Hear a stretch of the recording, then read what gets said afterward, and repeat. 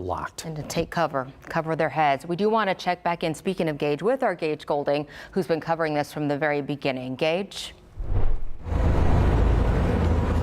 Yeah, hey, so let's recap with exactly what happened over the last 15 minutes where we were in that press conference. So first thing, I want to show you what you didn't see. This is the Houston Forensic Science Center. They just rolled up here within the last couple of minutes, and they have made their way into the crime scene. This is where they're going to start processing everything. We're talking the little markers that you see on the ground, measurements.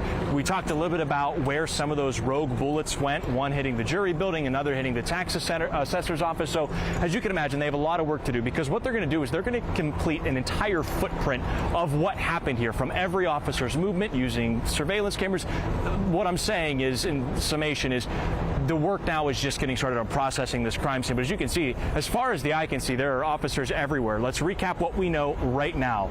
A man with a weapon was walking down Caroline Street, and at some point, a deputy saw that person and gave chase, running towards where you are looking at right now, the corner of San Jacinto and Congress. More deputies, of course, this is a judicial area here, then got involved.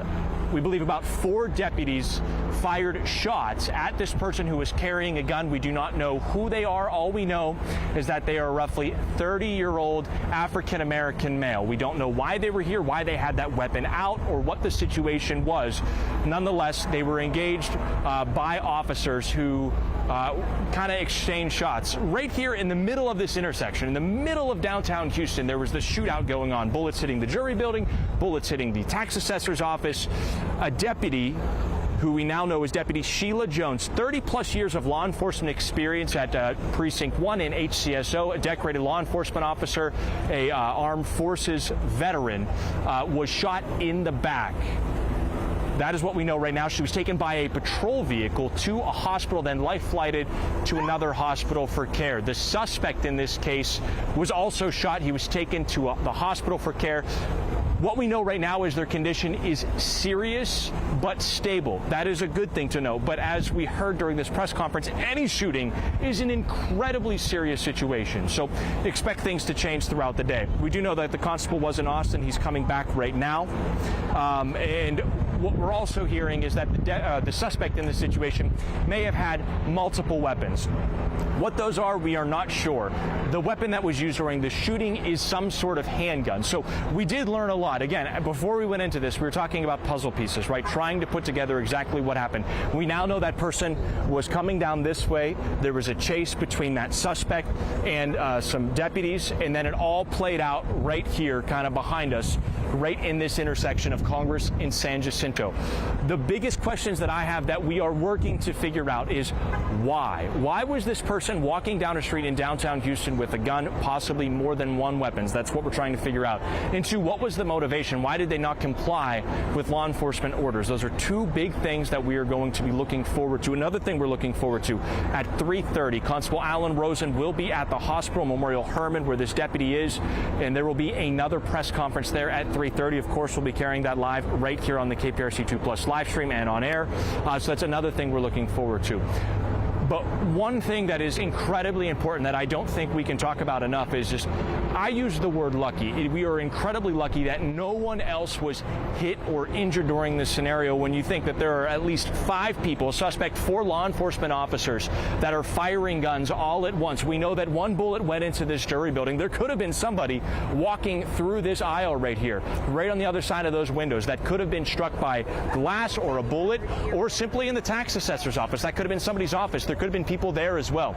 So when you think about the gunfire, the barrage of gunfire going on, that is the key takeaway, is trained law enforcement officers, and a whole lot of luck down here in downtown Houston that we had this situation contained in the way it was. If you're going to come downtown, avoid this area. I know there's an Astros game tonight. It's going to be a little bit of a detour getting in around this area if you have to come through this area. So they will not be breaking this down anytime soon. We talked about this is the farthest out layer of crime scene tape. We're at San Jacinto and Congress, and it goes at least 2 blocks in each direction. So keep that in mind if you're coming through this area. So the big news, both suspect and the deputy that was shot, both at the hospital in serious but stable condition. Guys? Gage, we knew earlier you were talking to a civilian there on the street with you, talking about what he had experienced and his sentiment. Have you been able to talk to other folks and how they're processing what went on late this morning? Yeah, you know, there were people that were just arriving here. You could tell they had their court documents in their hand, and they're like, what's going on? They were confused by it. And once, you know, the word got around, you know, I think there was relief from those folks that they weren't here early, maybe that they were running late or that their appointment was a little bit later. But more so just a lot of shock. There were questions during the press conference of how does this happen in the middle of a judicial center? And it's, you know, it's hard to control what somebody's doing. Somebody decided to walk through this downtown area with a weapon. So, again, a lot of people out here on the street that either work here or were evacuated out of here or out of the jury building or really any of these areas here that were, you know, obviously concerned. You could see the look of concern. You could see them on their phones talking to their loved ones likely, but also you could tell that they were just, you know, I want to say a little bit of a relief knowing that they were on the outside, that this wasn't a much more chaotic situation on the other side of this crime scene tape. We were told earlier you were speaking to some folks who were inside the jury assembly room. Quite a bit of confusion on their end after they actually heard those shots.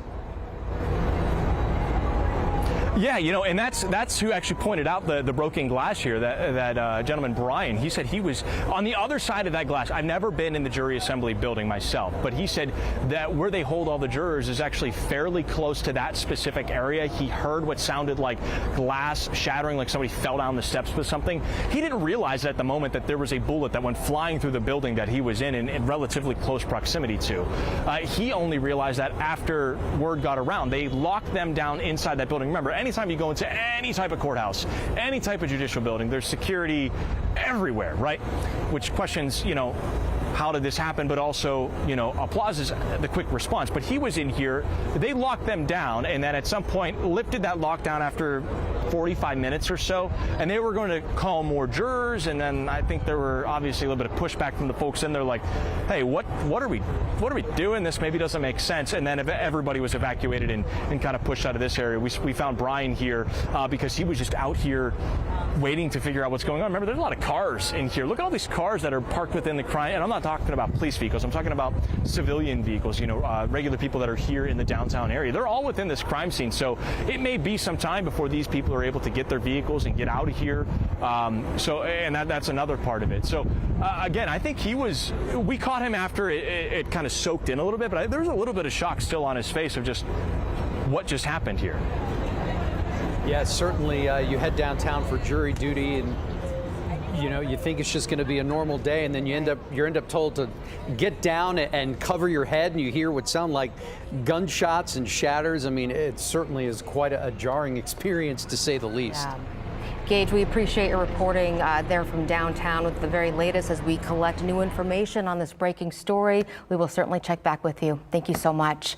Again, this happened outside the Family Law Center, a portion of